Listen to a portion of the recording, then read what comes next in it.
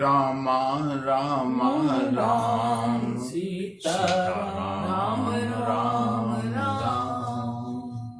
बोली सियावर रामचंद्र की जय। मंगल भवन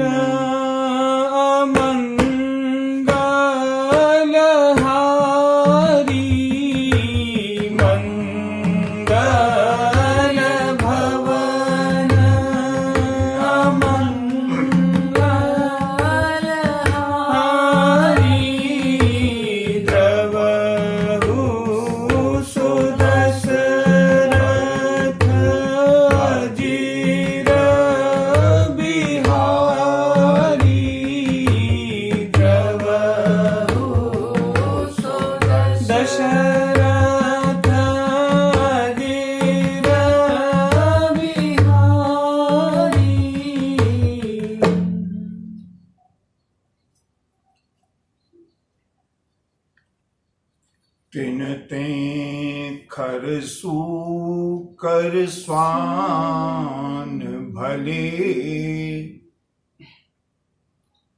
तिन ते खर सूकर स्वान भले। जड़ता वस जे न कहें कछु है। जिन जान की नाथ सुनेह नहीं। ते सही पशु पूंछ विसान न द्वै। गोस्वामी जी कहते हैं कि जननी कत भार मुई 10 मास। भई किन बांझ गई किन च्वै। जरि जाऊ सो जीवन जान की नाथ। जो जिए जग में तुम्हरो बिनु है। प्रभु से विमुख होकर जीने का इस मनुष्य शरीर का कोई लाभ नहीं है। उनसे तो पशु अच्छे हैं। गोस्वामी जैसा संत कहता है कि अगर प्रभु से विमुख होकर के जीना है तो जननी कत भार मुई 10 मास। 10 माह तक उस माँ ने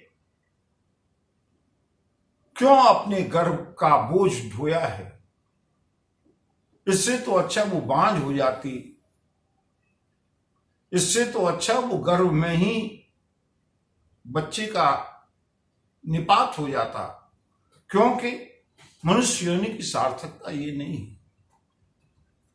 श्रीमद् भागवत में भी सुखदेव जी महाराज कहते हैं न सेवितो येन क्षणं मुकुंदो वृथा गतं तस्य नरस्य जीवनम्।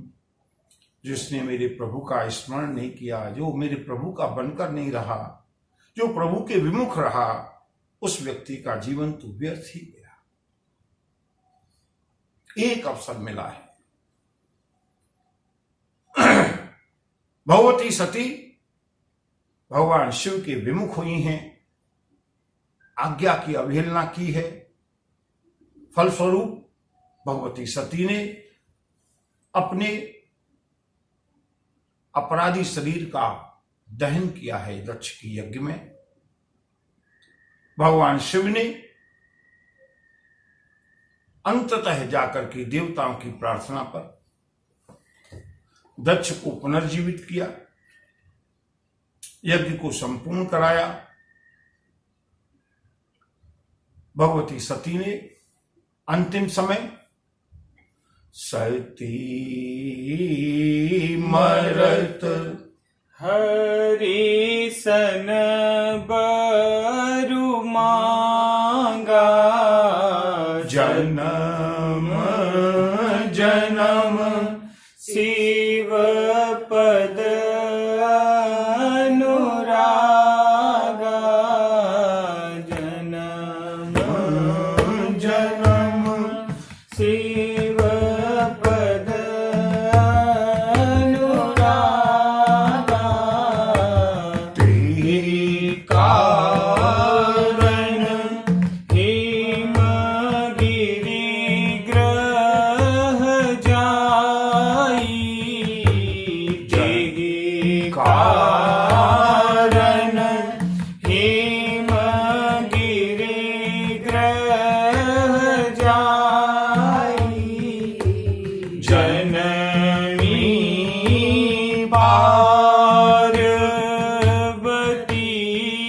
तनु पाई जननी पार्वती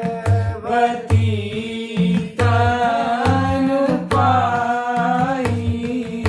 भगवती सती ने अंतिम समय अपनी वृत्तियों को भगवान शिव में समर्पित किया है। और बंधुओं, हमारे यहाँ श्रीमद् भगवद गीता में भगवान द्वारकाधीश ने यही कहा, अंतिम समय पर हमारी वृत्तियां जहां जाती हैं, हमारा जन्म भी तदनुसार ही होता है। इसलिए अपनी मन की वृत्तियों को सावधान रखें।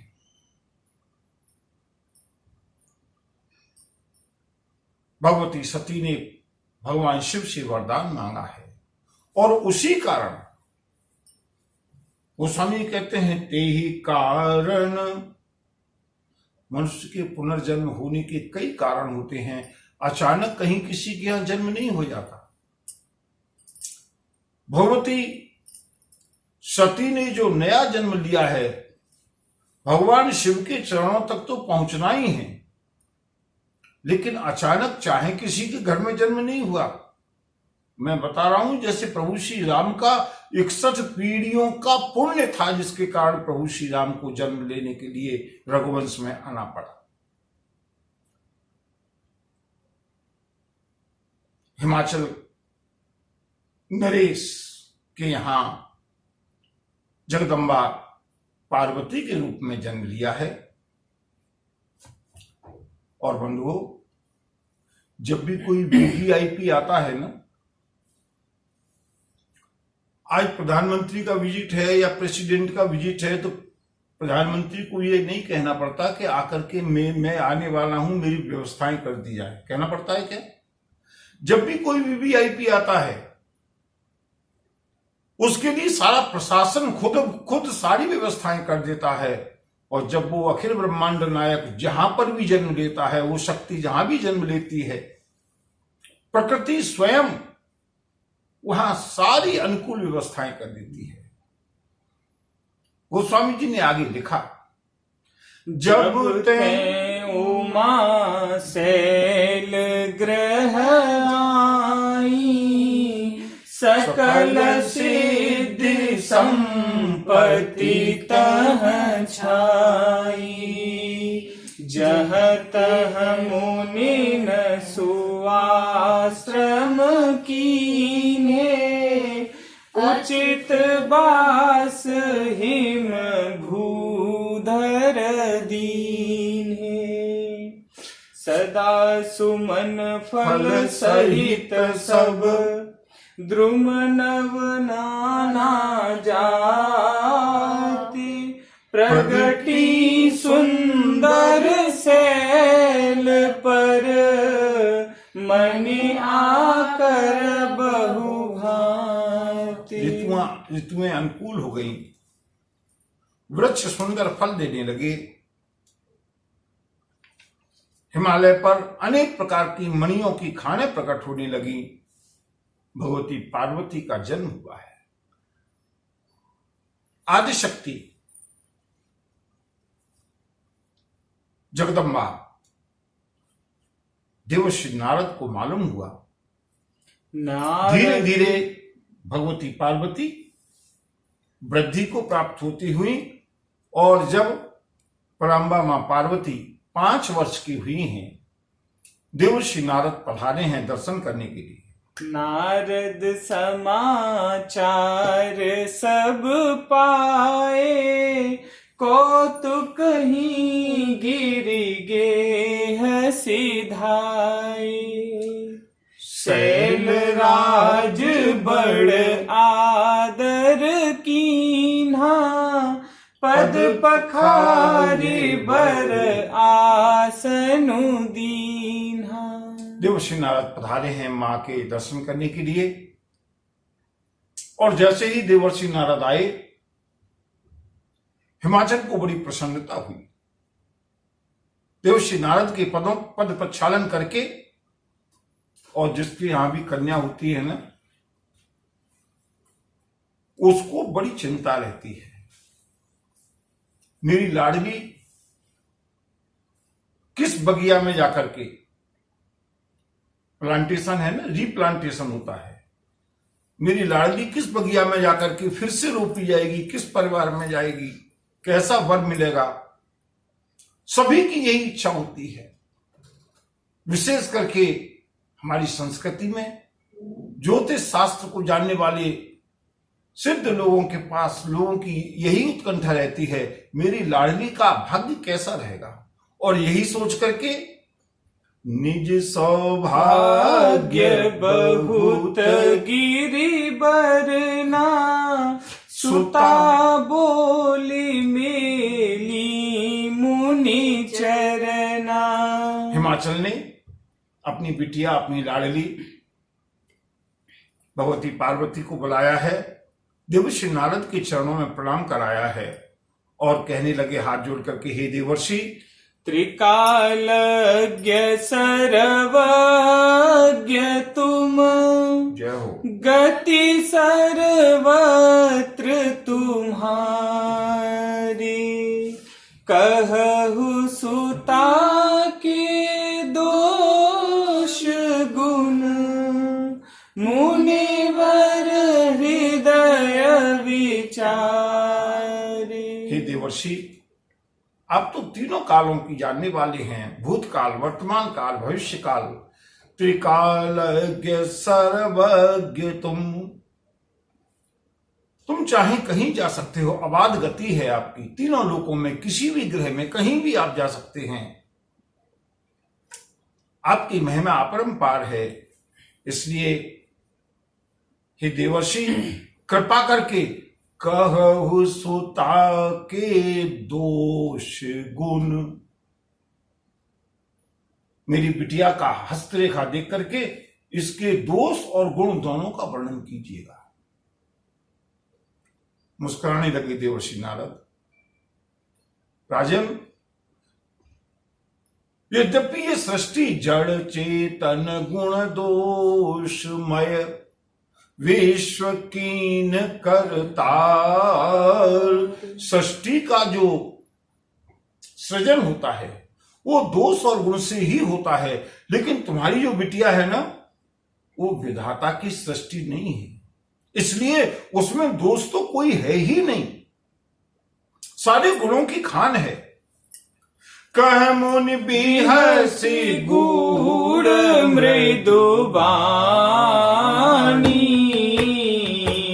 सुता तुम्हारी सकल गुण खानी, सुता तुम्हारी सकल गुण खानी। सुंदर सहज सुशील सयानी, सुंदर सहज सुशील सयानी।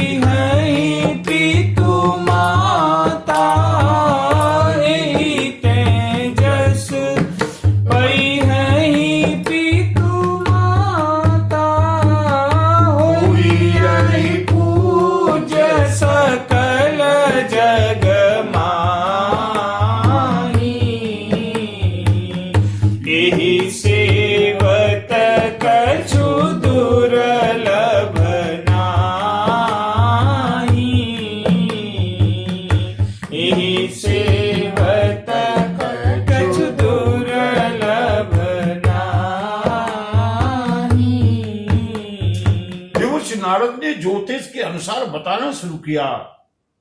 राजन, सोता तुम्हारी सकल गुण खानी, तुम्हारी जो बिटिया है ना, तुम्हारी जो लाडली है, ये सारे गुणों की खान है। देखने में सुंदर सहज सुशील सयानी, और इसके नाम, जो नाम तो यहां पर पार्वती इसलिए है क्योंकि पर्वतराज की कन्या है। इसके जो अन्य नाम हैं, नाम उमा अंबिका भवानी, सब लक्षण संपन्न कुमारी, ऐसा कोई संसार का गुण नहीं है जो तुम्हारी इस बिटिया में न हो। और सुनो राजन, मैं समझ गया, बिटिया की ससुराल पक्ष से बहुत चिंता होती है ना, तो सुनो, कोई यही संतत पिय ही प्यारी, निरंतर ये हमेशा अपने पति को हमेशा प्यारी रहेगी। और एक और चिंता रहती है माता पिता को अपनी बिटिया के भविष्य को लेकर के, तो उसके बारे में भी सुन लो। सदा अचल यही कर अहिवाता, ये सदा सौभाग्यवती रहेगी, और इसके कारण आप माता पिता को भी यश मिलेगा। सारे संसार में तुम्हारी बिटिया पूजनीय होगी। इसकी पूजन करने से, इसकी सेवा करने से संसार में कुछ भी दुर्लभ नहीं है। सुनो राजन, तुम्हारी बिटिया की पूजा करने से कुमारी कन्याओं को अपने मन के अनुकूल पति मिला करेगा। भगवती गौरी, भगवती पार्वती, किसी की भी विवाह, किसी की भी शादी हो, किसी का भी विवाह हो, यहां तक कि भगवती जानकी का भी विवाह हुआ, पहला पूजन करने के लिए कहां गई? गौरी जी के यहां। भगवती पार्वती का दर्शन, भगवती पार्वती का दर्शन, भगवती पार्वती का पूजन कुमारी कन्याओं के लिए बहुत ही कुशलप्रद होता है, मंगलमय होता है। भगवती जानकी को भी आकर के पार्वती की पूजा करनी पड़ी। भगवती रुक्मिणी को भी द्वारकाधीश के विवाह से पहले भगवती गौरी की पूजा करनी पड़ी। राजन, तुम्हारी जो बिटिया है ना, सारे संसार में अत्यंत पूजनीय होगी। शैल सुलक्षण, ध्यान से, अब जरा कथा में मोड़ आएगा, जरा ध्यान से बैठ करके सचेत होकर के सुनिएगा। शैल सुलक्षण सुता तुम्हारी, सुनहु जे अब गुण दुई चारी। राजन, तुम्हारी जो बिटिया है ना, सारे लक्षणों से संपन्न है। तुम्हारी बिटिया में कोई दुर्गुण नहीं है, कोई दोष नहीं है, लेकिन इसकी हस्तरेखाएं ये बताती हैं कि इसके पति की ओर से कुछ चिंता का विषय है।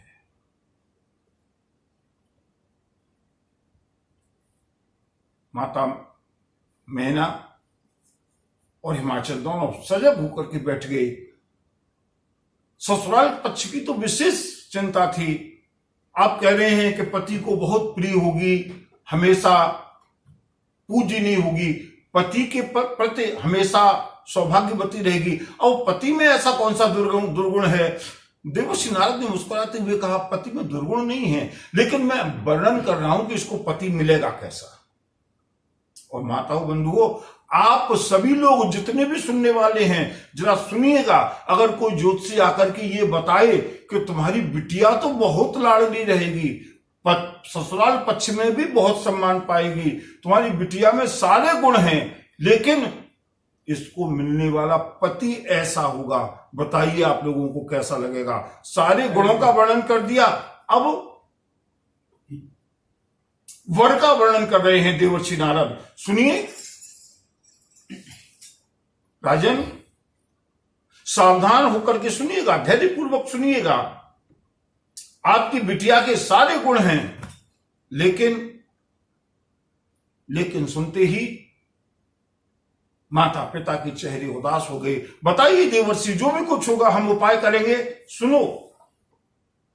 अगुण अमान मातु पितु हीना, उदासीन सब संशय छीना। इसको जो पति मिलेगा वो कैसा होगा? पति के बारे में सबको चिंता रहती है ना। बोले अगुण। देवर्षि नारद ने भविष्यवाणी बिल्कुल सही की, लेकिन उसका इंटरप्रिटेशन महाराज हिमाचल ने गलत कर दिया। सुनो, तुम्हारी जो इनके जो पति होंगे ना, वो अगुण माने गुणों से परे होंगे। और भगवान शिव तो निजम निर्गुणम निर्विकल्पम निरीहम चिदाकाशमाकाश वासं भजेऽहम्। अगुण का मतलब गुणहीन होना नहीं है। अगुण का मतलब है गुणों से परे। राजन, तुम्हारी कन्या का जो पति होंगे, जो तुम्हारी जामाता होंगे, वो अगुण गुणों से परे होंगे। माता मैना ने अपना माथा ठोंक दिया। मेरी इतनी सुंदर बिटिया को और दामाद कैसा मिलेगा? गुणहीन। सुनो और आगे सुनो, और कैसा मिलेगा? बोले अमान। उसको कहीं सम्मान नहीं मिलेगा। अच्छा लगेगा ऐसा दूल्हा, ऐसा जमाता? सबको पसंद आएगा क्या? अमान। अमान का अर्थ जिसको मान की कोई इच्छा नहीं है, चिंता नहीं है। लेकिन माता पिता ने अर्थ लगाया, मेरे दामाद गुणहीन होंगे, और जब गुणहीन होंगे तो सम्मान तो कहीं मिलने का सवाल ही नहीं है। अगुण अमान। और सुनिए राजन, आजकल के माता पिता होते तो इसको सुनकर बड़े प्रसन्न होते। मातु पितु हीना। तुम्हारी बिटिया की ससुराल में तुम्हारी बिटिया अकेले जाकर के राज्य करेगी ना। इसके सास होंगे, न ससुर होंगे, न इसके पति की माता होंगे, न पिता होंगे। ऐसा कैसे हो सकता है? बिना माता पिता के पुत्र। महाराज हिमाचल ने विचार किया, शायद हमारी जामाता के माता पिता का स्वर्गवास हो जाएगा विवाह से पहले। लेकिन वो ये भूल गए कि भगवान शंकर तो अजम,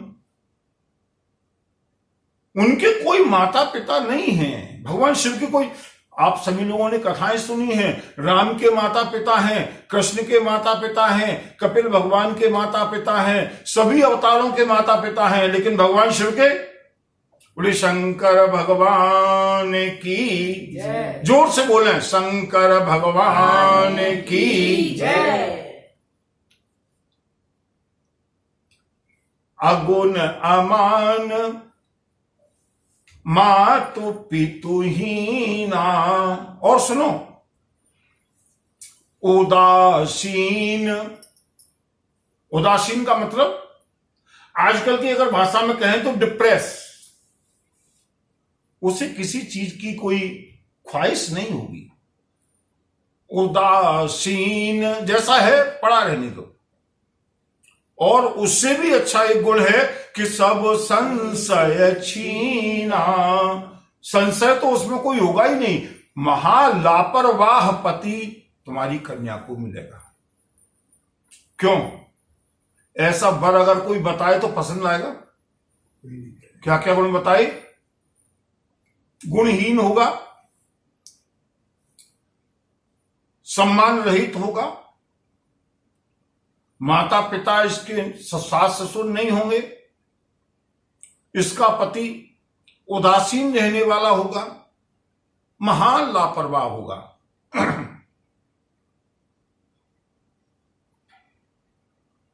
अब जो लिखा है भाग्य में वो तो होना ही है। यहां तक तो फिर भी मैना और हिमाचल ने धैर्य धारण किया। आगे धीमे से पूछा, लेकिन देवर्षि ये बताओ, मेरी बिटिया की ससुराल में मकान वकान, एक आध फ्लैट प्लॉट कुछ होगा या नहीं होगा? कुछ मकान वकान है या नहीं? धन धान्य की कोई कमी तो नहीं होगी? और क्या देवर्षि नारद ने भविष्यवाणी की है बंधुओं? बोले, जोगी जटिल अकाम मन। सुनो राजन, इसका जो पति होगा ना, वो योगी, बड़ी बड़ी जटाएं धारण करने वाला, मन में कभी कोई इच्छा न रखने वाला, और आगे का जो वर्णन किया है, नगन, आपका दामाद हमेशा नंगा रहने वाला। बोलिए एक बार जोर से, शंकर भगवान की जय। किस किस को ऐसा दामाद चाहिए जो जब भी ससुराल आए तो नंगा ही आए? और देवर्षि नारद कहते हैं वो आए क्या, वो बेचारा हमेशा नंगा रहने वाला ही होगा। दिव्यांबराय च दिगंबराय नमः शिवाय च नमः शिवाय नमः शिवाय च नमः शिवाय। अच्छा, एक बात और विचार कीजिएगा, भगवती पार्वती भी बैठी बैठी सब सुन रही है कि हमारे दूल्हा राजा कैसे मिलने वाले हैं। कैसा लगेगा एक कन्या को जब ये मालूम पड़े कि मेरा पति तो हमेशा ही नंगा रहेगा। जोगी जटिल अकाम मन नगन, बोले कभी कुछ पहन लिया करेगा क्या, या उसके पास कपड़े है ही नहीं? कभी कोई श्रृंगार वगैरह? बोले हाँ, श्रृंगार तो किया करेगा। देवर्षि नारद ने कहा श्रृंगार तो किया करेगा इसका पति, लेकिन रहेगा नंगा। श्रृंगार काय का करेगा? बोली कहीं भस्मी मिल गई, कहीं सांप कीड़ा बिच्छू जो भी मिल गई, वही उसके श्रृंगार के, वही उसके आभूषण होंगे। आभूषण किस किस के पहनेगा? बोले नगन अमंगल वेश, ऐसा वेश धारण करने वाला इनका पति मिलेगा जिसको देख करके लोग भयभीत हो जाए।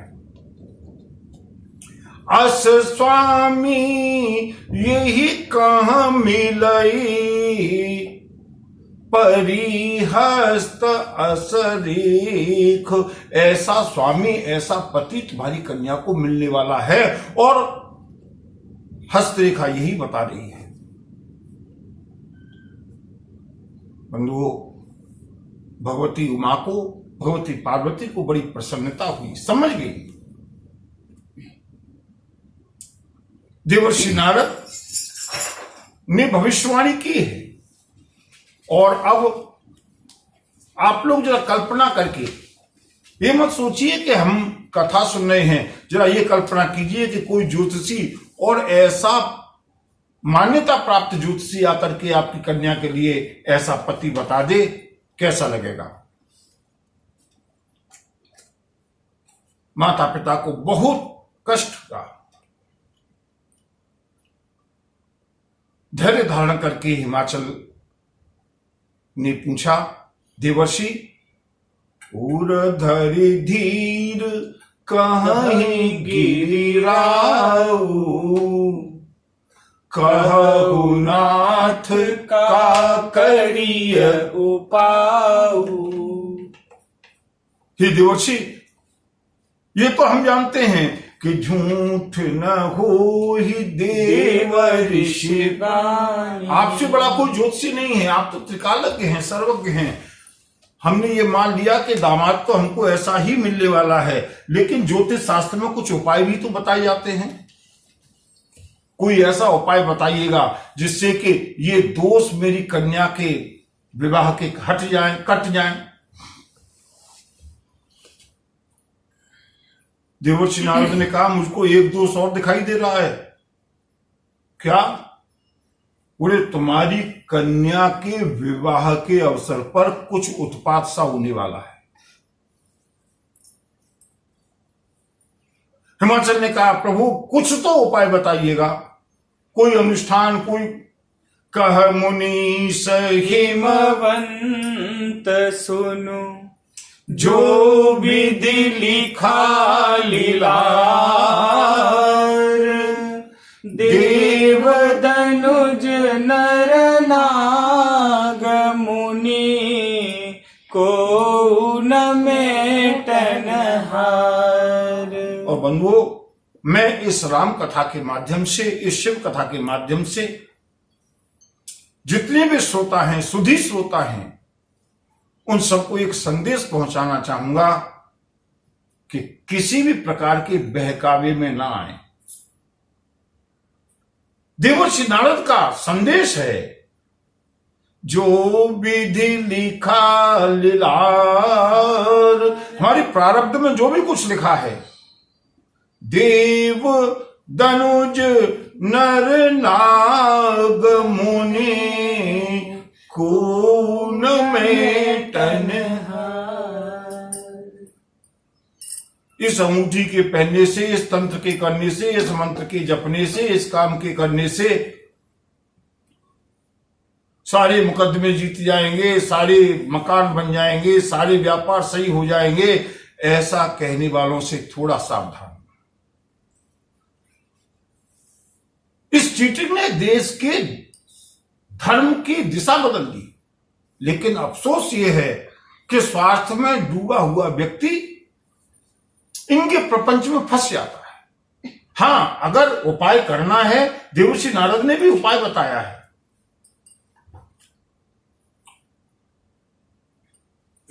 राजन, जो तप करहि कुमारी तुम्हारी, भावी हूँ मेटी सकहीं त्रिपुरारी, भावी हूँ मेटी सकहीं त्रिपुरारी। इस चौपाई को अंडरलाइन कर लीजिएगा। और जब भी जीवन में कष्ट आए, अगर हमको लगे कि हमारा कभी दुर्दैव शुरू हो गया, कठिन समय शुरू हो गया, क्लिष्ट समय शुरू हो गया, बंधुओं घबराने की आवश्यकता नहीं है। केवल एक शक्ति है, भाविहु मेटि सकहीं त्रिपुरारी। संसार के जंजालों को छोड़ो, इधर उधर भटकना छोड़ो, इधर उधर ठगाई में आना छोड़ो। केवल एक शक्ति है विश्व में, जो तप करहि कुमारी तुम्हारी, भावी हूँ मेटी सकहीं त्रिपुरारी, भावी हूँ मेटी सकहीं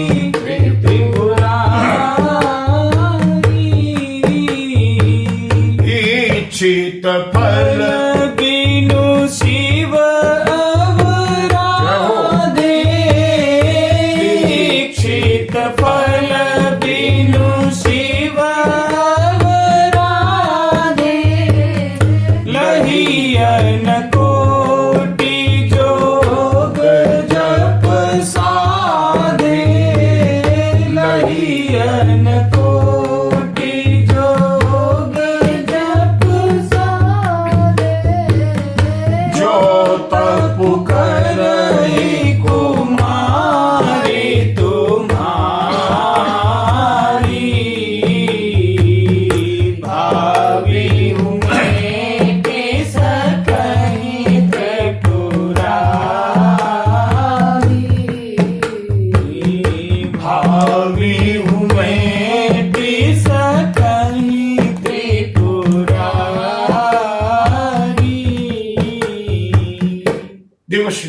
कहा, मैंने जितने वर के गुणों का वर्णन किया है वो मैंने अगर अनुमान लगाए तो जे जे वर के दोष बखाने ते सब शिव पहि मैं अनुमाने। मैंने अनुमान किया ये सारे के सारे गुण भगवान शिव के अंदर हैं। अगर इसका विवाह जो विवाह शंकर सन होई, अगर इसका विवाह किसी तरह से तुम्हारी बिटिया का विवाह शंकर भगवान के साथ हो जाए तो सारे के सारे दोष गुण में बदल जाएंगे। राजन, शुभ अरु अशुभ सलिल सब बहई, लेकिन सुर सरि को अपनी तन कहई, समर्थ कहूं नहीं दोष गुसाई, रवि पावक सुर सरी की नाई। सामर्थ्यवान के पास सारे अवगुण भी गुण में बदल जाते हैं।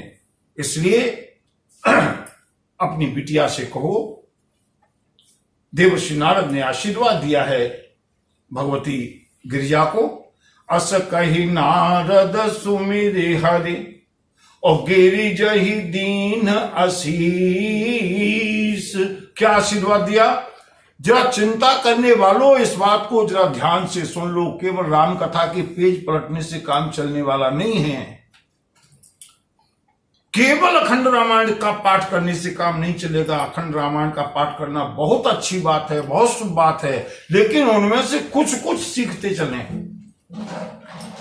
अखंड रामायण का पाठ भी करें, रामायण का पाठ भी करें, राम लीला भी देखें, और उसके बाद हम चिंता में डूबे रहें, डिप्रेशन में डूबे रहें, ब्लड प्रेशर के मरीज बन जाएं, इसका मतलब हमने राम कथा से कुछ सीखा ही नहीं। देवर्षि नारद ने कहा, सुनो, हो यही यह कल्याण अब संशय तजहु गिरीश। इसका कल्याण होगा। एक ही तरीका है, तपस्या करिए। जो तपु करई कुमारी तुम्हारी, देवर्षि नारद गए, और उधर देवर्षि नारद तो गए, एक चिंता छोड़ गई घर में। भगवती पार्वती तो बड़ी प्रसन्न हुई, समझ गई, लेकिन पति और पत्नी मैना और हिमान एकांत में बैठे हैं, आपस में विचार करते हुए। पति एकांत पाई कह मैना, नाथ न में समुझे मुनि बेना। जो घर बर कुल होई अनुपा, करी विवाह सुता रूपा। एक कन्या की मां और पिता बनकर के इस कथा को सुनिएगा। मैना ने कहा, पतिदेव, मैं तो देवर्षि के शब्दों को, गूढ़ रहस्य को समझ नहीं पाई, बस मैं केवल इतना ही चाहती हूं, और जो भी अपनी कन्या के लिए वर ढूंढ रहे हैं वो इस चौपाई को नोट कर लिए कि हमको वर के लिए क्या क्या गुण देखने चाहिए। घर पर अकूत प्रॉपर्टी हो, चाहे भले ही लड़का शराब पीता हो, घर की बिजनेस अच्छी हो, चाहे लड़का कुछ भी करता हो, नहीं, रामचरितमानस बताती है कि वर कैसा होना चाहिए। मां मैना ने कहा, पतिदेव, जो घर वर कुल, तीन चीजें। अगर कुल अच्छा है, कुल अच्छा होने से क्या अंतर पड़ेगा? बोले, हमारे जामाता के अंदर संस्कार अच्छे होंगे। अगर कुल अच्छा है, इसीलिए हमारे यहां संस्कृति में कुल परंपरा का निरीक्षण किया जाता था। कुल कैसा है? वर कैसा है, घर कैसा है। जो घर वर कुल हो ही अनुपा, तो मैं कोई इंटरफियर करने वाली नहीं हूं। पतिदेव करिय विवाह सुता अनुरूपा। अगर अच्छा लड़का मिल जाए ना, बिटिया, मेरी बिटिया रानी का विवाह, मेरी लाडली का विवाह कर देना। लेकिन एक बात और सुन लीजिएगा, मैं मां हूं, इसलिए नत कन्या वरु रहु कुमारी, कंत उमा मम प्राण प्यारी, कंत उमा मम प्राण प्यारी। अगर मेरी कन्या के योग्य वर न मिले तो चाहे मेरी कन्या हमेशा आजीवन कुंवारी बनी रहे, कहीं ऐसे वैसे घर में जाकर के मेरी कन्या का कन्यादान मत कर देना। क्यों? मेरी गिरिजा, मेरी पार्वती मुझको प्राणों से भी ज्यादा प्रिय है। हिमाचल ने कहा, प्रिया सोच परिहरहु सब। देखिए कितना सुंदर इलाज है ये इलाज करें जब भी चिंता सताए ना। ये इलाज जगह जगह लिखे हुए हैं रामचरितमानस में। जब भी चिंता हो, जब भी सोच हो, प्रिया सोच परिहरहु सब, क्या करें? बोले सुमिरहु श्री भगवान, पार्वती निरमय जेहि, सोई करिहहि कल्याण। जिसने पार्वती को बनाया है वही कल्याण भी करेगा। देवी, चिंता छोड़ दो, नारायण का स्मरण करो, प्रभु का स्मरण करो। हां, केवल भाग्य के भरोसे नहीं छोड़ना है। देवर्षि नारद जो बता करके गए हैं ना, अपना कर्तव्य कर्म करो। क्या कर्तव्य कर्म बताए हैं देवर्षि नारद ने? बोले अब जो तुम ही सुता परने हो, तो बस जाई सिखावन देहु, करई सो जप तप मिलहि महेशु, करई सो तप जेहि मिलहि महेशु, आन उपाय न मिटहि कलेशु, आन उपाय न मिटहि कलेशु।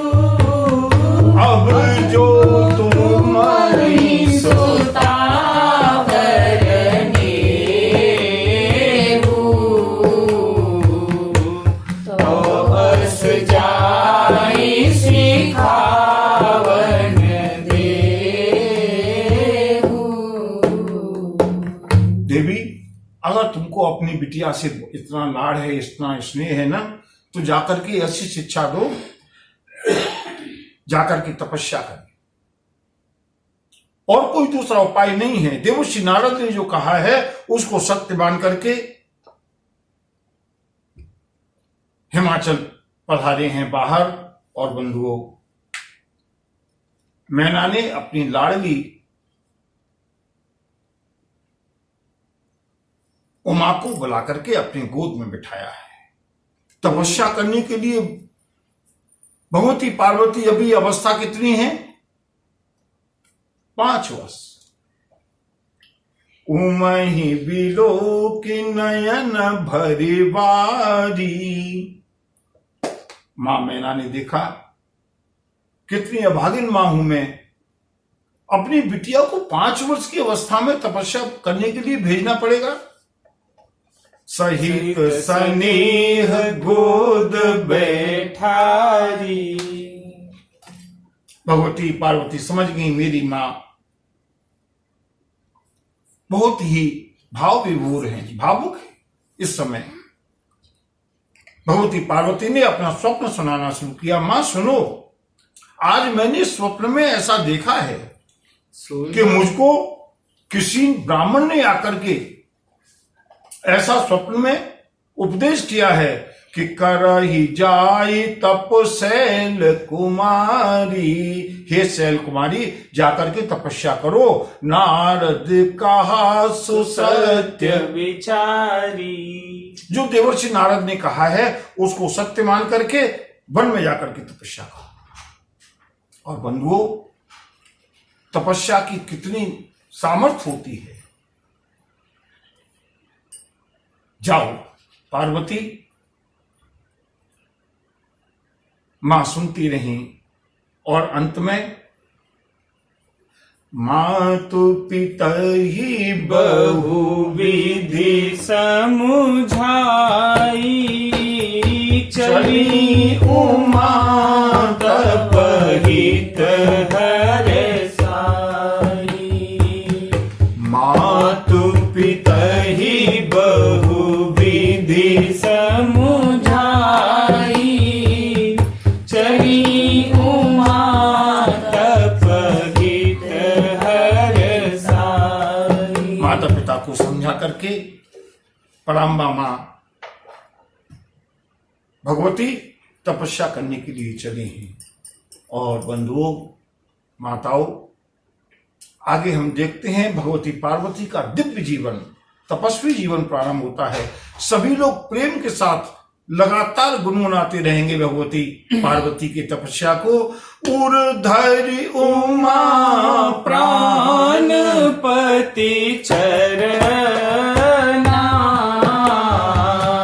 जाई विपिन लागी तप करना। अति सुकुमार नतन तप जोगु। पति पद सुमिरि तजेउ सब भोगु। नित नव चरण उपज अनुरागा। बिसरी देह तपहि मनु लागा। संबत सहस मूल फल खाए। साधु खाई सत बरस गवाए। कछु दिन भोजन बार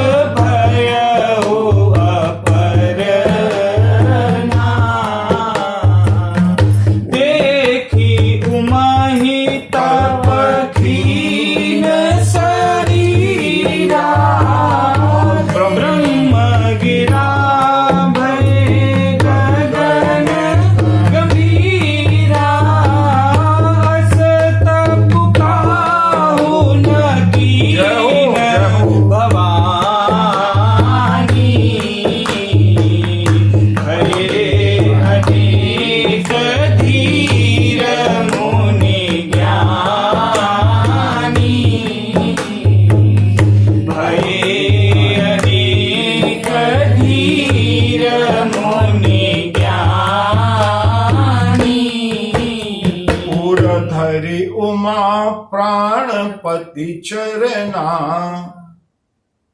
परम्बा मां पार्वती भगवान आस्तुस के चरण कमलों को अपने हृदय में धारण करके तपस्या करना प्रारंभ करती हैं। जैसी तपस्या भगवती पार्वती ने की, बहुत दिनों तक कछु दिन भोजन वारी बतासा। एक बार एक सज्जन ने मुझसे पूछा, आचार्य जी रामायण में चौपाई है कछु दिन भोजन, कुछ दिन के लिए तो भोजन, क्या भगवती पार्वती भोजन का लंच पैक बना करके ले गई थी? और फिर उसके बाद बतासों की क्या कोई थैली भर के ले गई थी? बंधु, रामचरितमानस के अर्थ को संभाल करके, इसीलिए गोस्वामी जी ने पहले लिखा कि जे गावहि यह चरित सवारे, तेहि ताल चतुर रखवारे, तेहि ताल चतुर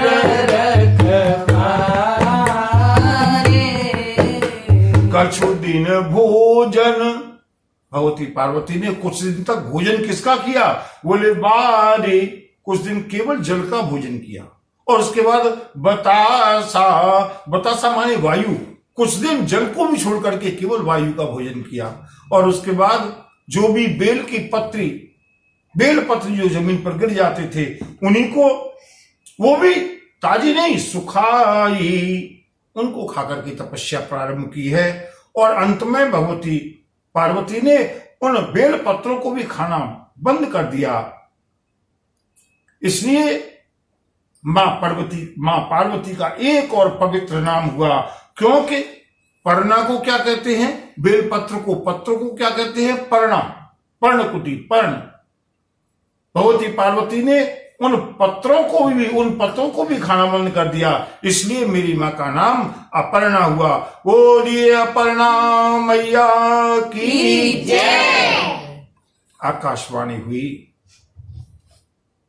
और आकाशवाणी का जो पहला शब्द है उसी से स्पष्ट हो गया कि मां की तपस्या पूरी हो गई। असतप काहुन कीन भवानी। भवानी माने भव की अर्धांगिनी, भगवान शिव की अर्धांगिनी, ये आकाशवाणी हो रही है।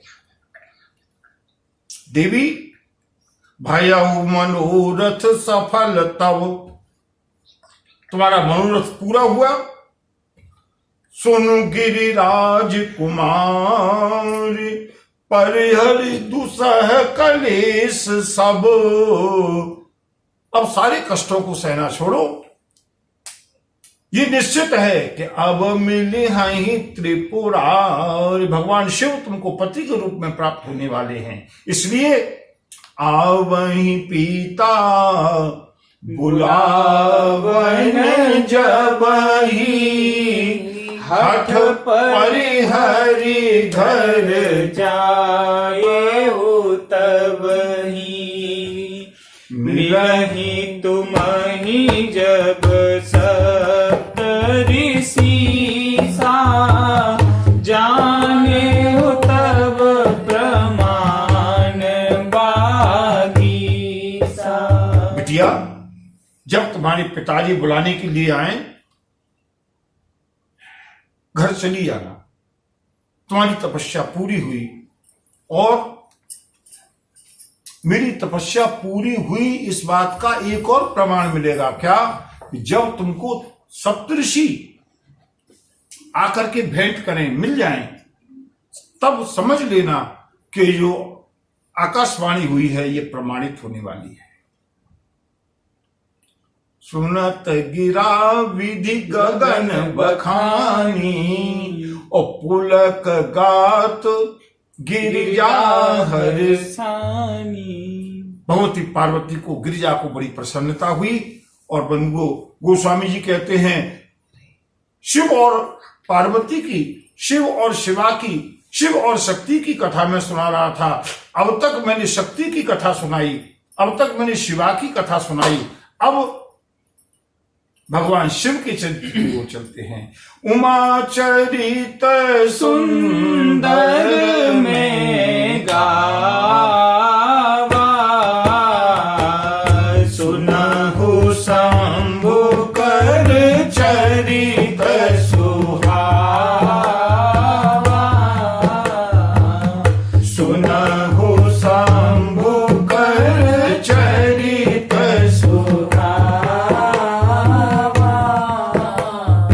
कन्या पक्ष का वर्णन हो गया। अब वर पक्ष का वर्णन करते हैं, क्योंकि विवाह तो तभी होगा ना जब कन्या पक्ष और वर पक्ष दोनों मिल जाएं। कन्या पक्ष का वर्णन हो गया, मैंने कहा था ना विवाह का प्रसंग प्रारंभ हो गया है। कल वर पक्ष का दर्शन करेंगे और परसों भगवान शिव अपने बारातियों को साथ लेकर के भगवती पार्वती से विवाह करने के लिए चलेंगे। परसों के लिए सभी को आमंत्रण है, सभी लोग अभी से तैयारी कर लें। परसों भगवती पार्वती और शिव का मंगलमय विवाह होगा। भगवान शिव की बारात जाएगी, जिसको मां पार्वती के पक्ष से आना हो वो उस पक्ष से तैयारी करें, और जिनको भगवान शिव के बारात में चलना हो वो बाराती बनने की तैयारी करें। 24 घंटे का समय है। चलते हैं, भगवान शिव के मंगलमय चरित्र का हम लोग कल दर्शन करेंगे। बोलिए शंकर भगवान की जय। नमः पार्वती पतये हर हर महादेव। जय।